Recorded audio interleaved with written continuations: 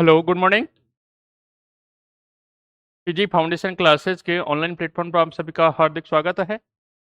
अपन 11th class का unit and dimension वाला topic start कर चुके हैं, जिसके 2 लेक्चर अपन पढ़ चुके हैं। ठीक है, जिसमें अपन ने थोड़ा सा बेसिक पढ़ा था कि फिजिकल क्वांटिटी क्या होती है, नॉन फिजिकल क्वांटिटी क्या होती है। ठीक है, उसके बाद अपन फंडामेंटल फिजिकल क्वांटिटी की बात की थी। और फंडामेंटल फिजिकल क्वांटिटी में भी अपन ने फंडामेंटल फिजिकल क्वांटिटी कौन कौन सी होती है उनके बारे में अच्छे से स्टडी की थी। ठीक है ना, अपने पास जो फंडामेंटल फिजिकल क्वांटिटी है वो ओनली 7 टाइप्स की होती है। उनके बारे में अपन ने उनके सिंबल जो यूनिट एंड डायमेंशन डायमेंशन में अपन यूज करेंगे, वो सिंबल और उनका यूनिट क्या होता है उसके बारे में पढ़ा था। बाकी की जो सेकेंड टाइप की है फंडामेंटल के बाद ड्राइव्ड फिजिकल क्वांटिटी, उनका स्टडी करेंगे। और उसके बाद जो अपना सप्लीमेंट्री फिजिकल क्वांटिटी है, पूरक भौतिक राशि, उसके बारे में भी आज पढ़ेंगे। ठीक है, तो लिखते हैं अपन सेकंड वाला। ठीक है, तो सेकंड वाला अपन लिखते हैं व्युत्पन्न भौतिक राशि। ठीक है भाई, व्युत्पन्न भौतिक राशि, व्युत्पन्न भौतिक राशि। ठीक है भाई, ड्राइव्ड फिजिकल क्वांटिटी बोलते हैं।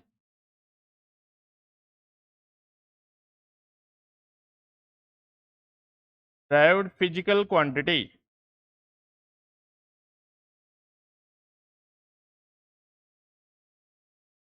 ठीक है, देखो अब नाम से ही हो रहा है कि व्युत्पन्न है।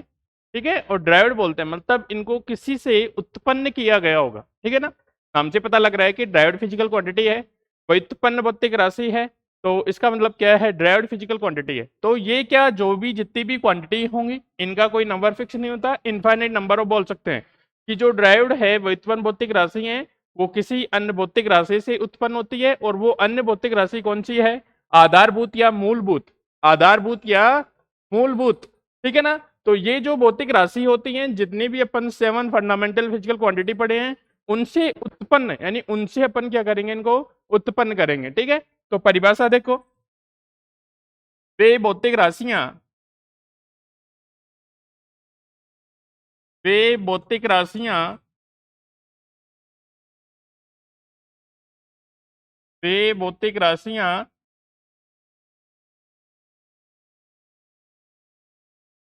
वे भौतिक राशियां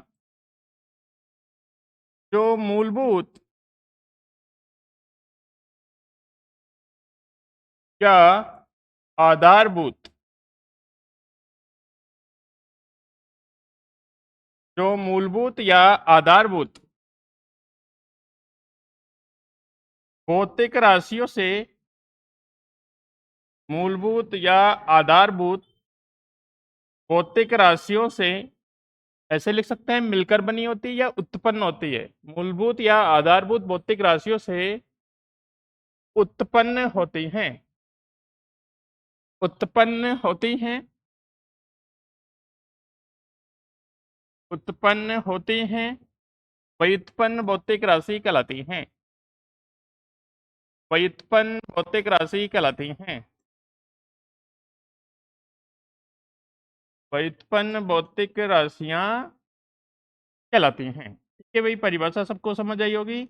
व्युत्पन्न भौतिक राशि है मतलब किसी से उत्पन्न हुई है, और वो किससे उत्पन्न होती है, फंडामेंटल या मूलभूत भौतिक राशि से उत्पन्न होती है। ठीक है ना, व्युत्पन्न भौतिक राशि, ड्राइव्ड फिजिकल क्वांटिटी, वे भौतिक राशियां जो मूलभूत या आधारभूत भौतिक राशि से उत्पन्न होती हैं, व्युत्पन्न भौतिक राशि कहलाती है। ठीक है, देखो इंग्लिश में लिखना चाहे अपन परिभाषा इसका,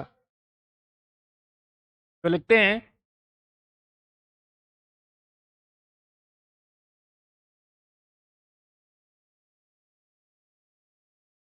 हाँ, the physical quantity,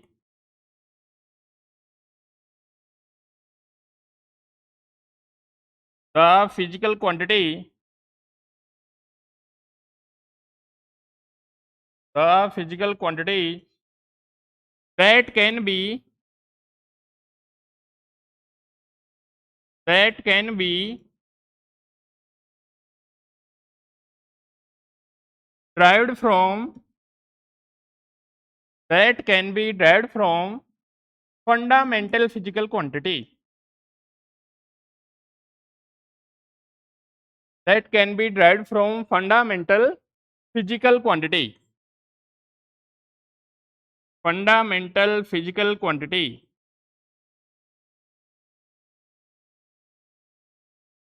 are called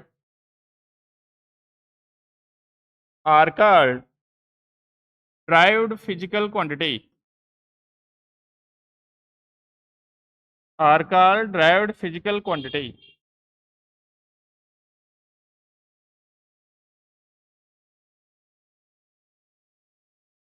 ठीक है भाई, वे भौतिक राशियां जिनको क्या किया जाता है, मूलभूत या आधारभूत भौतिक राशि से उत्पन्न किया जाता है, व्युत्पन्न भौतिक राशि कहलाती हैं। इंग्लिश में बोले तो the physical quantity that can be derived from fundamental physical quantity are called derived physical quantity कहलाती हैं। ठीक है, अब देखो इसके एग्जाम्पल की बात कर लेते हैं भाई, एग्जाम्पल कौन कौन सा होगा वो देख लेते हैं। देखो एग्जाम्पल के देख, उदाहरण की बात कर लेते हैं अपन यहाँ पे।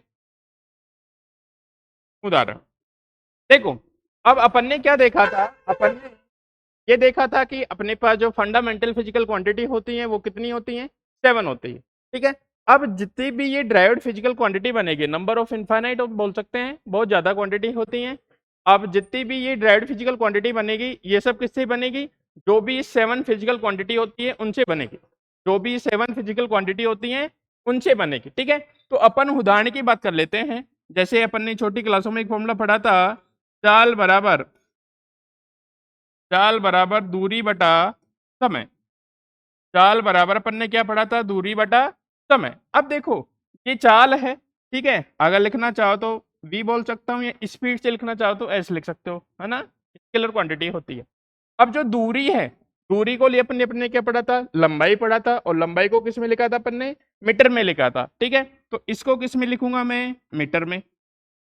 अब मीटर फंडामेंटल क्वांटिटी है, मीटर कैसी क्वांटिटी है, फंडामेंटल। कल अपन ने देखा था सेकंड वाली जो क्वांटिटी थी, लंबाई होती थी, मीटर में मेजर करते थे, और इसका डायमेंशन यूज करते हैं तब अपन कैपिटल एल से लिखते हैं। ठीक है ना, तो मीटर। अब समय भी कैसी क्वांटिटी है, फंडामेंटल, टाइम पढ़ा था अपन ने उसमें, तो इसकी जगह क्या लिखूंगा, सेकेंड लिखूंगा, इसकी जगह क्या लिखूंगा, सेकेंड लिखूंगा। ठीक है, तो चाल कैसी क्वांटिटी हो गई, ड्राइव्ड फिजिकल क्वांटिटी। क्यों, ये फंडामेंटल फिजिकल क्वांटिटी जो लंबाई है और समय उससे मिलकर बनी हुई है, मतलब उससे इसको उत्पन्न किया गया है। ठीक है, आई बात समझ में।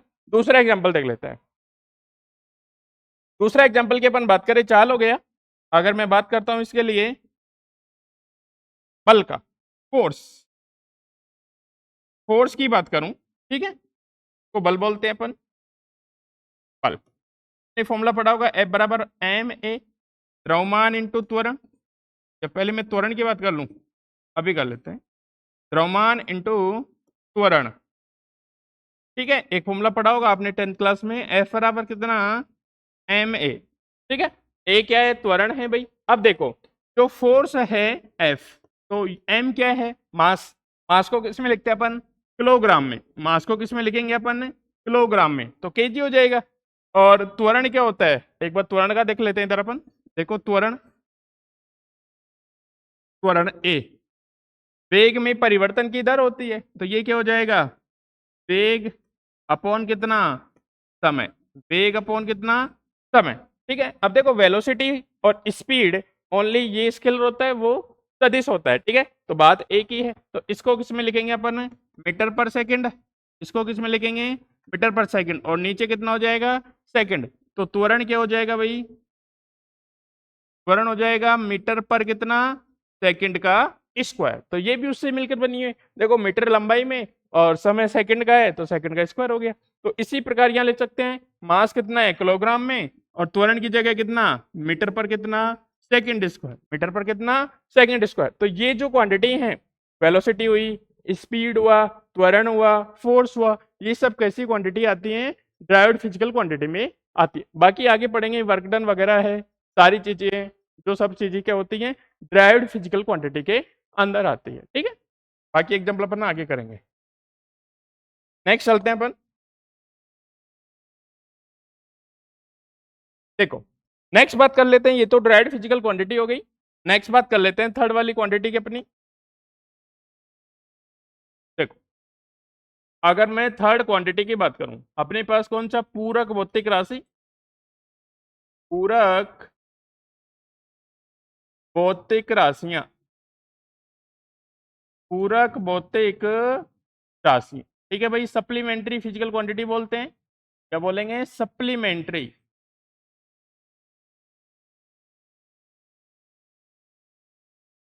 सप्लीमेंट्री फिजिकल क्वांटिटी,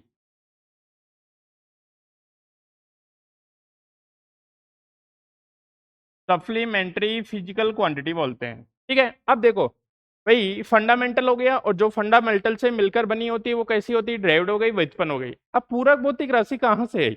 पूरक भौतिक राशि वे राशियां होती है कि जिनका कुछ स्ट्रेंथ टाइप का बिहेवियर, बिहेवियर का मतलब क्या बोल सकते हैं अपन? ये बोल सकते हैं कि ये वो भौतिक राशि होती हैं, ये वो भौतिक राशि होती हैं जिनका यूनिट तो होता है, लेकिन क्या होता है? डायमेंशन नहीं होता। डायमेंशन अपन आगे पढ़ेंगे और मैं बताऊंगा डायमेंशन क्या होता है, इनका भी डायमेंशन निकालेंगे। ठीक है, जिनका क्या होता है?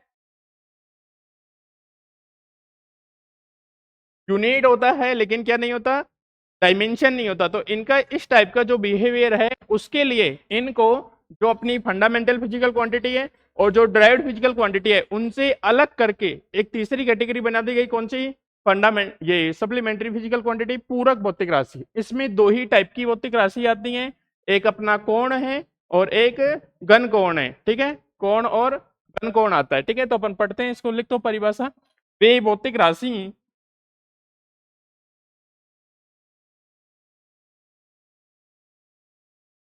वे भौतिक राशियां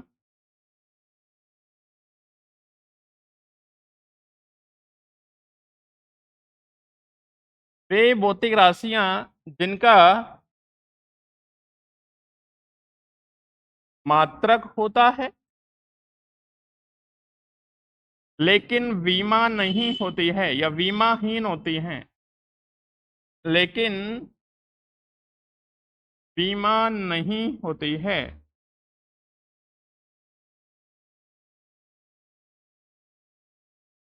अर्थात विमाहीन होती हैं, अर्थात विमाहीन होती हैं,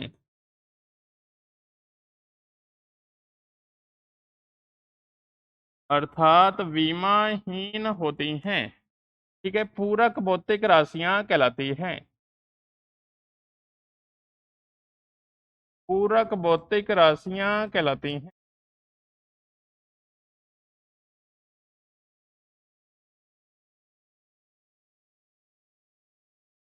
ठीक है भाई, यूनिट होगा लेकिन डायमेंशन नहीं हो गया। डायमेंशन यूनिट के बारे में पढ़ाऊंगा अच्छे से ना, डायमेंशन क्या होती है, यूनिट क्या होती है, सब चीजें देखेंगे। ठीक है, देखो, हाँ, the physical quantity, the physical quantity, quantities that have unit but does not have dimension, does not have dimension,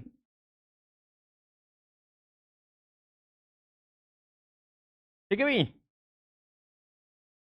are called supplementary physical quantity,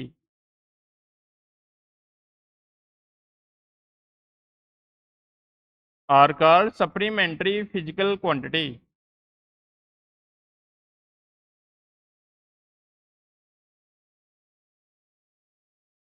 ठीक है भाई, are called supplementary physical quantity. ठीक है, जिनके पास क्या होता है? ओनली यूनिट होगा लेकिन डायमेंशन नहीं होगा, डायमेंशन लेस होगी, क्या कहलाएंगे? सप्लीमेंट्री फिजिकल क्वांटिटी कहलाएगी। एग्जाम्पल की बात कर लेते हैं अपन यहाँ, इसका उदाहरण में दो ही हैं इसके। ठीक है, एक होता है कोण। देखो भाई, कोण बराबर तुमने पढ़ा होगा चाप बटा त्रिज्या, एक फॉर्मूला पढ़ा होगा 10th क्लास में, 10th क्लास के अंदर, कोण बराबर चाप बटा कितना? त्रिज्या। अब देखो, चाप भी लंबाई होती है, त्रिज्या भी क्या होती है? लंबाई होती है। तो ये क्या आ जाएगी? लंबाई से लंबाई कैंसिल हो गई, डायमेंशन लेस। मैं आगे पढ़ाऊंगा डायमेंशन कैसे निकालते हैं, लेकिन अभी के लिए देखो, यहाँ भी लेंथ आएगी, यहाँ भी लेंथ, लेंथ से लेंथ कैंसिल आउट हो जाएगी, क्या मिलेगा? जीरो मिलेगा, मतलब डायमेंशनलेस मिलेगी। लेकिन अपन ने पढ़ा था कि कोण का क्या होता है, कोण क्या होता है, कोण का जो यूनिट होता है वो रेडियन होता है। अपन रेडियन और डिग्री पढ़ते हैं ना, तो रेडियन में और डिग्री में कन्वर्ट करते हैं। तो कोण का अपना यहां देख सकते हैं, इसका जो यूनिट होता है मात्रक, मात्रक होता है इसका रेडियन, ठीक है, मात्रक होता है इसका रेडियन, मात्रक होता है रेडियन, जबकि बीमा होती है इसकी विमाहीन। बीमा के बारे में पढ़ेंगे भाई अभी, है ना, अभी के लिए ध्यान रख लेना। बीमा कैसी होती है इसकी, बीमाहीन, वहां निकाल के बताऊंगा मैं, ठीक है।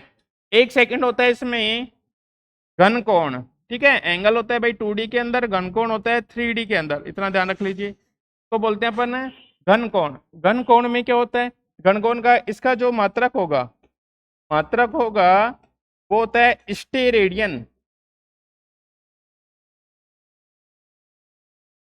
स्टेरेडियन, ठीक है भाई, SR लिखते हैं।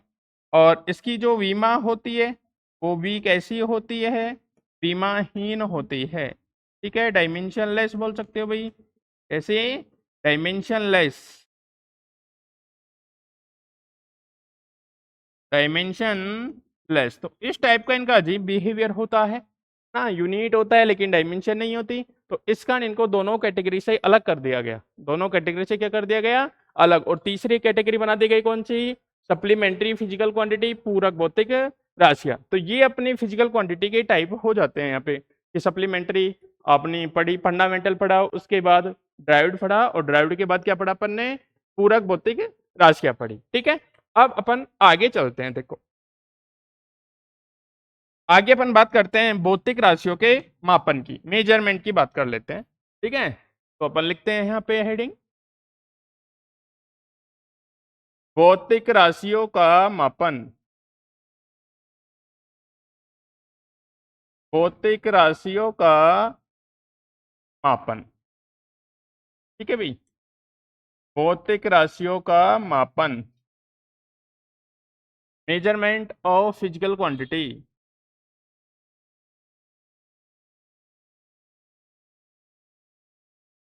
मेजरमेंट ऑफ फिजिकल क्वांटिटी,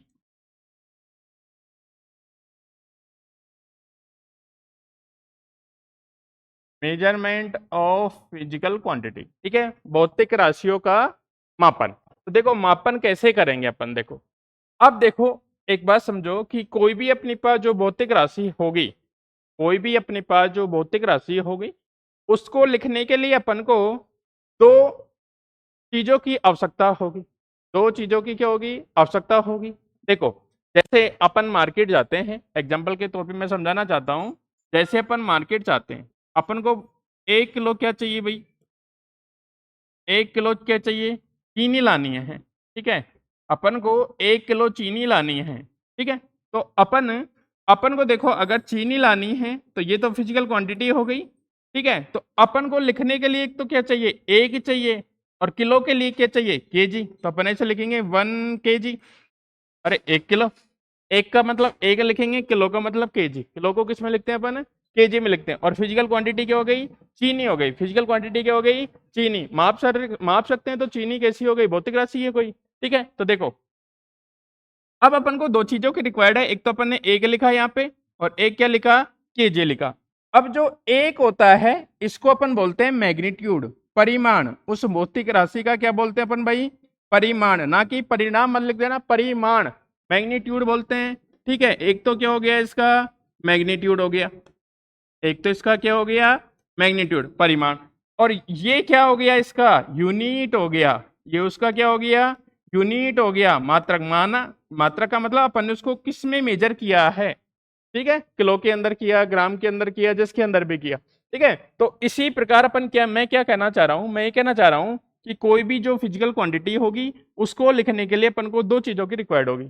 अगर आप ऐसे बोल दो दुकानदार को जाके, मान लो किलो, किलो नहीं बोलो आप बोलो अपन को एक दे दो, तो एक क्या दे देगा, वो कुछ समझ ही नहीं पाएगा। तो इसके लिए अपन को क्या चाहिए, दोनों चीजों की आवश्यकता होगी, मैग्नीट्यूड भी चाहिए उसका, और उसका यूनिट भी चाहिए। या फिर ऐसे हो सकता है भाई, आप ऐसे बोलो उसको 1 ग्राम चीनी दे दो,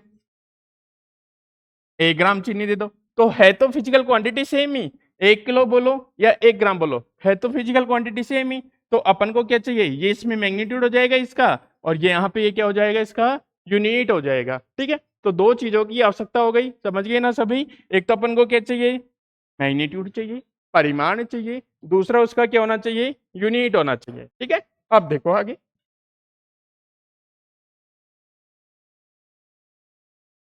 हाँ,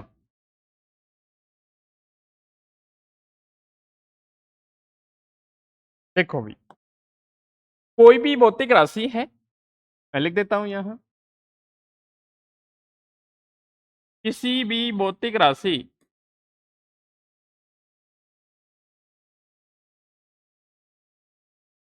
किसी भी भौतिक राशि को प्रदर्शित करने के लिए, लिखने के लिए, ठीक है, प्रदर्शित करने के लिए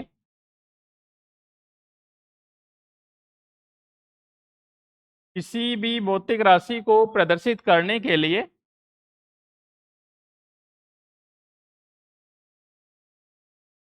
मुख्य रूप से परिमाण तथा परिमाण तथा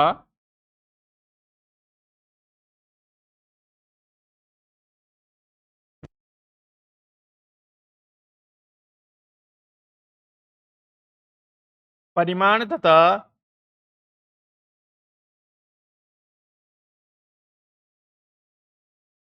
मात्रक की आवश्यकता, परिमाण तथा मात्रक की आवश्यकता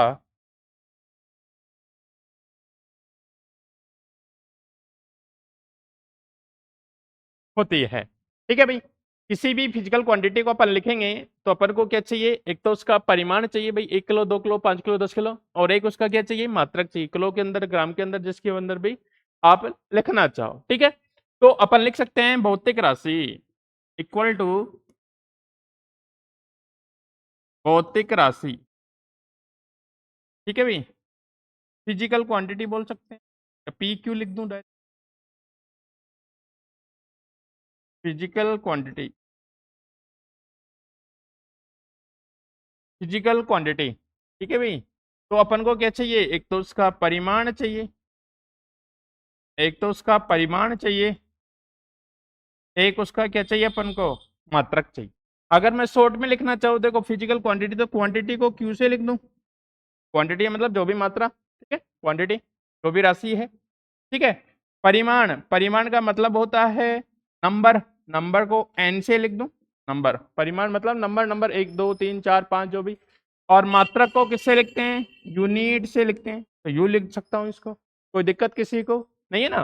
परिमाण देखो मैग्नीट्यूड होता है भाई, परिमाण क्या होता है, मैग्नीट्यूड, और ये क्या होता है भाई, यूनिट।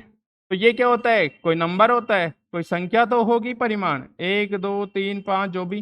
ठीक है, तो संख्या को किससे लिख दिया, नंबर से, और इसको किससे लिख दिया, यू से। तो मैं ये कह सकता हूँ, मैं इसको कह सकता हूँ Q equal to N U लिख सकता हूँ, तो क्या लिख सकता हूँ, Q equal to N U लिख सकता हूँ। ठीक है भाई, ध्यान रखना, ये फिजिकल क्वांटिटी इक्वल टू क्या, एन इंटू यू, एन क्या है उसका परिमाण, यू क्या है उसका यूनिट है, यू उसका क्या है, यूनिट है। अब देखो, अगर मैं एक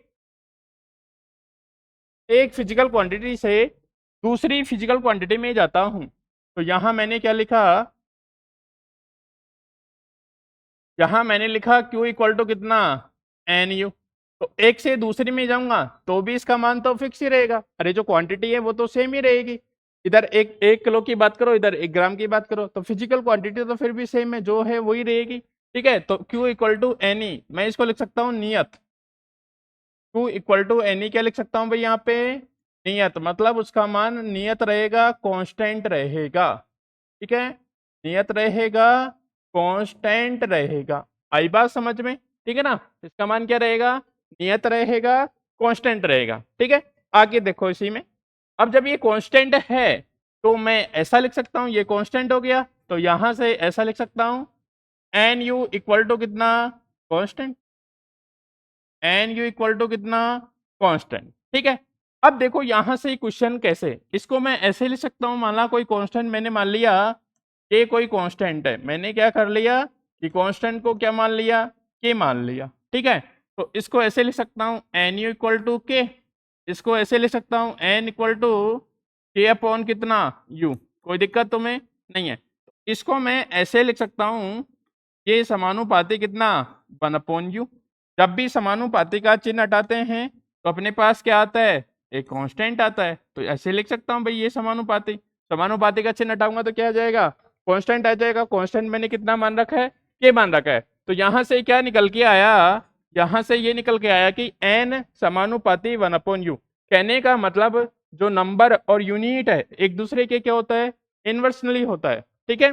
तो n समानुपाती कितना 1 अपॉन यू, मतलब जैसे जैसे u बढ़ेगा, जैसे जैसे क्या करेगा u बढ़ेगा तो n का मान कम होता जाएगा, जैसे जैसे u कम होगा तो n का मान क्या हो जाएगा, बढ़ता जाएगा। मैं यहाँ लिख भी सकता हूँ इफ n क्या करेगा भाई, डिक्रीज करेगा, n डिक्रीज करेगा तो u क्या कर जाएगा, यहाँ पे इंक्रीज कर जाएगा, ठीक है। और इफ n क्या करेगा भाई, इंक्रीज करेगा, n का मान बढ़ाएगा तो u क्या कर जाएगा, डिक्रीज कर जाएगा, u क्या कर जाएगा, डिक्रीज कर जाएगा। अब देखो यहाँ से एक छोटा सा क्वेश्चन पूछ सकता है आपसे, वो अगर n और u के बीच वो ग्राफ बनाए तो ग्राफ कैसा आएगा वो देखने, ठीक है। तो इधर देख लो, देखो अगर अपन किसके किसके बीच के ग्राफ बनाए, एन और यू के बीच का ग्राफ बनाते हैं,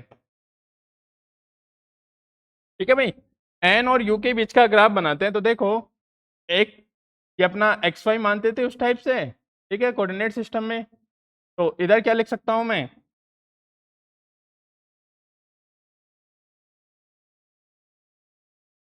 इधर मैं लिख सकता हूं एक तरफ एन लिख दूं, एक तरफ कितना लिख दूंगा, यू लिख दूंगा, ठीक है भाई। ये मैं लिख सकता हूं एन लिख लो इधर, इधर यू लिख लो, ठीक है। अब दोनों क्या है, एक दूसरे के व्युत्क्रमपाती हैं, जैसे जैसे ये कम होगा तो ये क्या हो जाएगा, बढ़ता जाएगा, ठीक है। जैसे मैंने किया n इक्वल टू 0 कर दिया, यहाँ पे n कितना है 0, तो n 0 करूंगा तो u इस टाइप से हो जाएगा ना। देखो अगर ये n है तो इसको ऐसे भी लिख सकता हूँ u समानुपाती 1 अपॉन कितना n, n को 0 किया तो u कहाँ जाएगा, इनफाइनाइट पे चला जाएगा।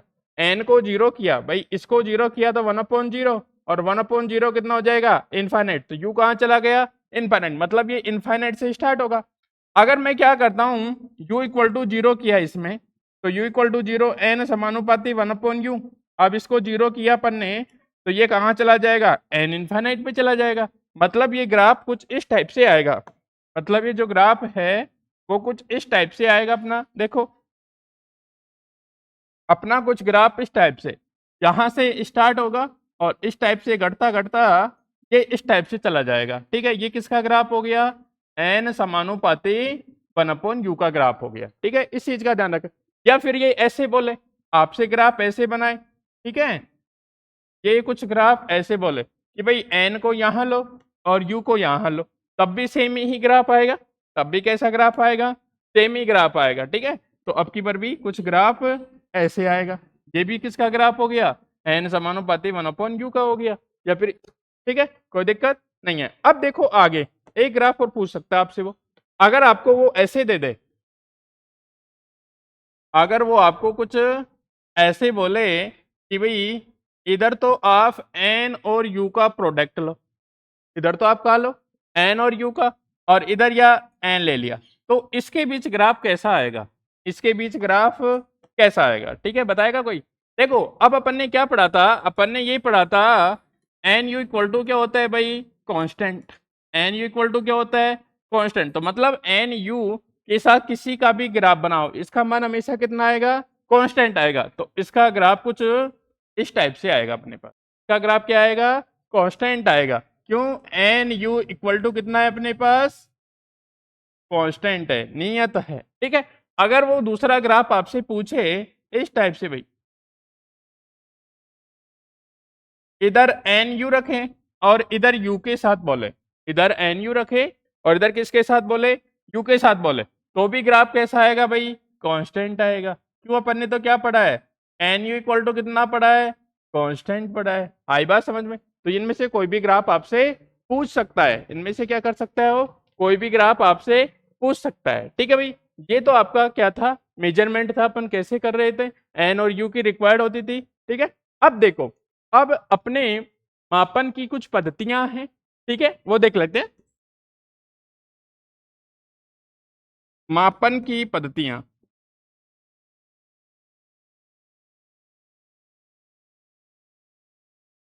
सिस्टम ऑफ मेजरमेंट,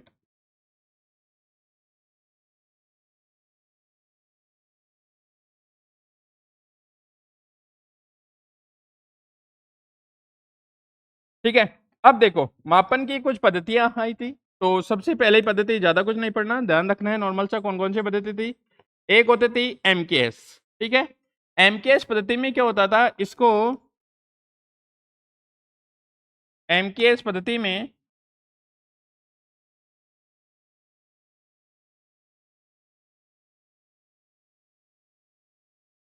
हाँ, एमकेएस पद्धति में इसको बोलते हैं द्रव्यमान किलोग्राम सेकंड, ये पद्धति भी बोलते हैं। क्यों, एम फॉर मास, द्रव्यमान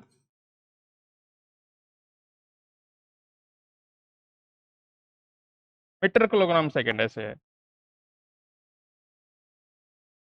M for metre, M for metre, K for kilogram, और ये क्या, सेकंड पद्धति भी बोलते हैं भाई।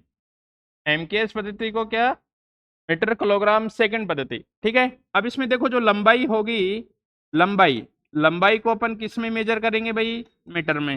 लंबाई को किस में मेजर, मीटर में।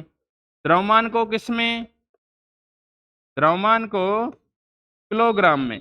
द्रव्यमान को किस में, किलोग्राम में। और समय को किस में, सेकंड में। ये एमकेएस पद्धति है, समय को किस में, सेकंड में, ठीक है भाई। ये एमकेएस पद्धति, एमकेएस का मतलब लंबाई को मीटर में, मीटर किलोग्राम सेकंड पद्धति बोलते हैं। लंबाई को किस में, मीटर में, द्रव्यमान को किस में, किलोग्राम में, समय को किस में, सेकंड में, ठीक है। सेकंड जो पद्धति है इसकी, एमकेएस के बाद सेकंड पद्धति आती है सीजीएस पद्धति, ठीक है भाई। सीजीएस पद्धति या सीजीएस सिस्टम, सीजीएस में होता है सेंटीमीटर, इसको बोलते हैं अपन सेंटीमीटर, ग्राम सेकंड पद्धति भी बोलते हैं भाई। सेंटीमीटर ग्राम सेकंड पद्धति, इसमें क्या होता है भाई, लंबाई को अपन मेजर करते हैं सेंटीमीटर के अंदर। लंबाई को किस में, सेंटीमीटर में भाई। लंबाई को सेंटीमीटर में, द्रव्यमान को किस में, ग्राम के अंदर। द्रव्यमान को किस में, ग्राम के अंदर। और समय तो किसके अंदर है, सेकंड के अंदर ही है, ठीक है। तो ये चीज ध्यान रखने की है। आपसे पूछेगा भाई, आगे अपन एप्लीकेशन पढ़ेंगे तो एमकेएस से सीजीएस में जाओ, सीजीएस से एफपीएस में जाओ, तो वो चीजें ध्यान रखनी है, किसको किस में मेजर करना होता है। समय को किस में, सेकंड में। समय को किस में मेजर करेंगे, सेकंड में मेजर करेंगे। तो ये तो एमकेएस पद्धति, और एमकेएस के बाद सीजीएस, एक पद्धति और थी यहाँ पे, एमकेएस सीजीएस एफपीएस पद्धति, ठीक है।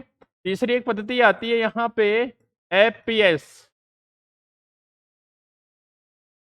तीसरी यहाँ आती है एफपीएस, फुट पाउंड सेकंड पद्धति भी बोलते हैं भाई। फुट पाउंड,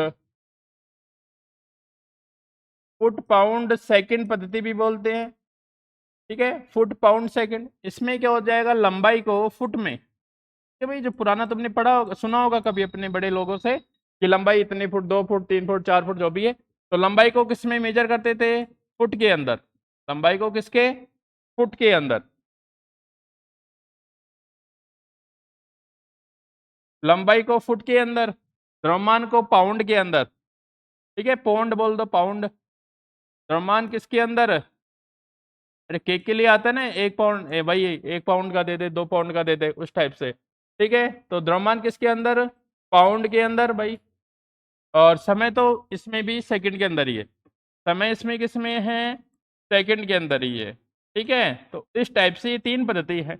इसके बाद जब अलग अलग सिस्टम पद्धतियां चल रही थी, तो इसके बाद एक अंतरराष्ट्रीय एसआई सिस्टम ऑफ यूनिट आया, इंटरनेशनल सिस्टम ऑफ यूनिट, जिसको एसआई पद्धति बोलते हैं अपन, ठीक है भाई। एसआई पद्धति बोलते हैं, कुछ नहीं है, एमकेएस का ही मॉडिफाई रूप है ये, ठीक है भाई। एमकेएस का ही क्या है, मॉडिफाई। एसआई पद्धति, इसी को बोलते हैं system of international unit. System of international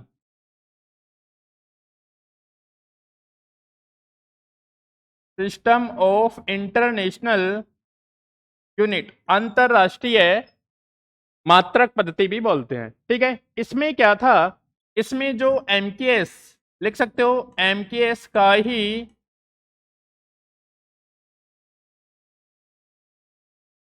नवीनतम रूप, उसको ही मॉडिफाई किया गया था भाई, एमकेएस का ही नवीनतम रूप। ठीक है, अब देखो एमकेएस में तो तीन ही थे, एमकेएस में तो क्या थे, तीन ही थे। मैं लिख देता हूं एक बार थोड़ी देर के लिए। देखो इसमें कौन कौन से थे, पहला तो वही जो अपना 7 जो था वही आएंगे, 7 यूनिट्स। एमकेएस में तीन थे, बाकी इसमें और ऐड कर दिए गए। ठीक है, पहला इसमें कौन सा, द्रव्यमान। दूसरा कौन सा भाई, मीटर वाला।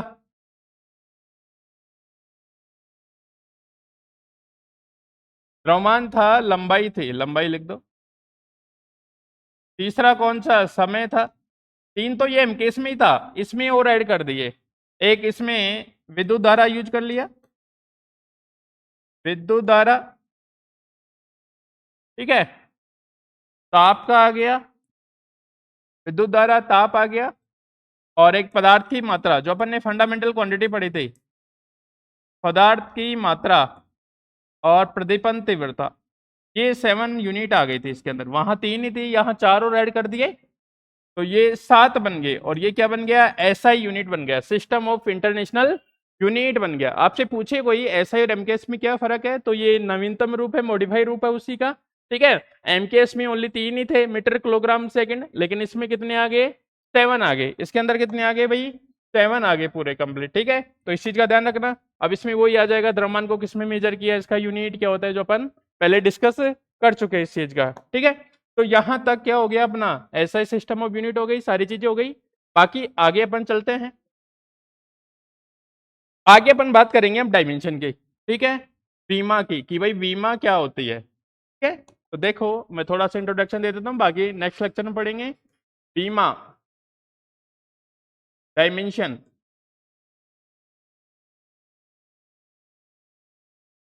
डायमेंशन। ठीक है भाई, अब देखो बीमा क्या होती है।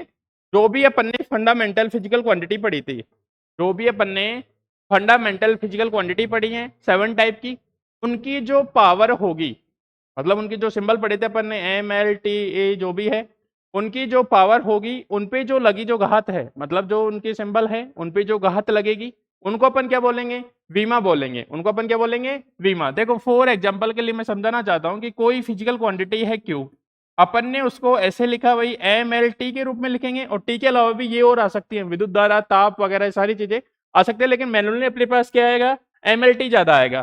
ठीक है, तो मान लो यहाँ m की पावर कितनी है, x है,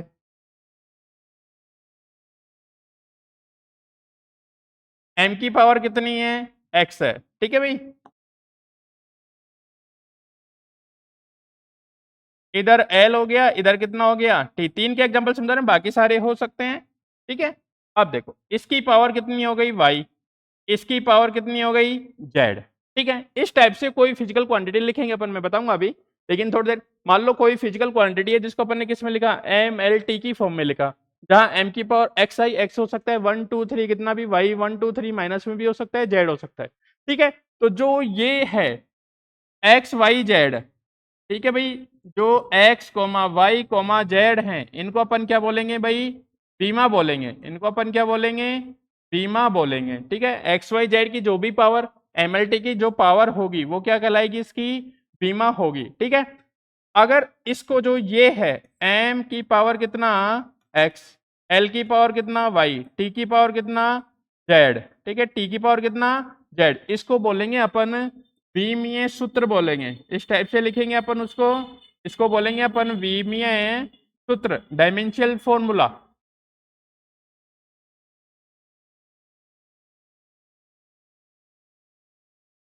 डायमेंशनल फॉर्मूला। ठीक है भाई, और इस टाइप से अपन अगर फिजिकल क्वांटिटी को लिखेंगे, जैसे Q इक्वल टू कितना m की पावर कितना x, l की पावर कितना y और t की पावर कितना z। तो इस जो कंप्लीट है इसको अपन बोलेंगे विमीय समीकरण। तो अपन क्या बोलेंगे भाई, विमीय समीकरण को अपन बोलेंगे विमीय समीकरण, ठीक है। डायमेंशनल इक्वेशन बोलेंगे, डायमेंशनल इक्वेशन बोलेंगे अपन इसको, डायमेंशनल इक्वेशन बोलेंगे, ठीक है। तो अपन क्या बोल सकते हैं, वीमा की जो आधारभूत या मूलभूत भौतिक राशि है उनके ऊपर लगी घातों को क्या बोलते हैं अपन, वीमा बोलते हैं, ठीक है। तो मैं लिख दूं यहां पे मूलभूत या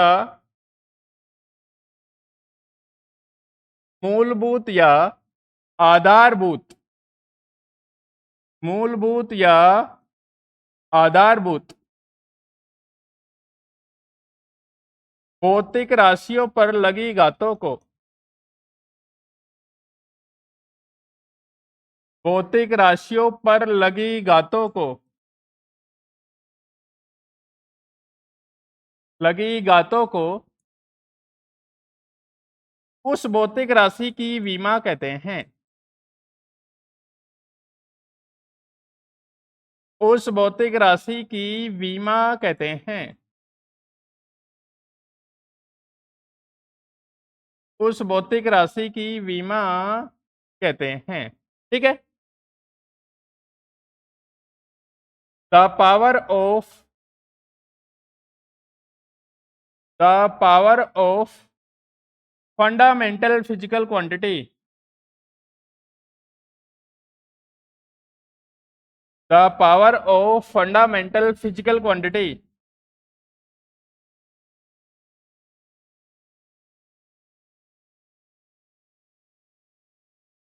quantities are called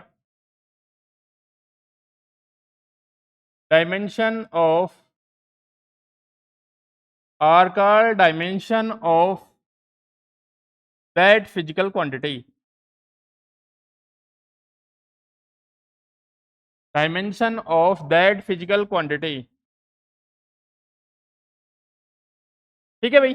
एग्जाम्पल के तौर पे मैंने बता दिया, जैसे ऐसे लिखेंगे m की पावर x, y की पावर l की पावर y, t की पावर z, है ना। तो जो एक्स वाई जेड विमा कहलाएगी, ये वाली इक्वेशन है विमीय सूत्र कहलाएगा, और इस टाइप से लिखेंगे तो विमीय समीकरण कहलाएगा, ठीक है। तो यहाँ तक सारी चीजें अच्छे से समझ लेना, बाकी इसको एक बार रिवाइज कर लेना, और आगे की चीजें में अपन कल की जो क्लास होगी लेक्चर में, वो अपन काफी सारी क्वांटिटी, काफी सारी जो ड्राइव्ड फिजिकल क्वांटिटी है उनकी विमाओं के बारे में अध्ययन करेंगे, ठीक है। तब तक के लिए मस्त रहिए, थैंक यू।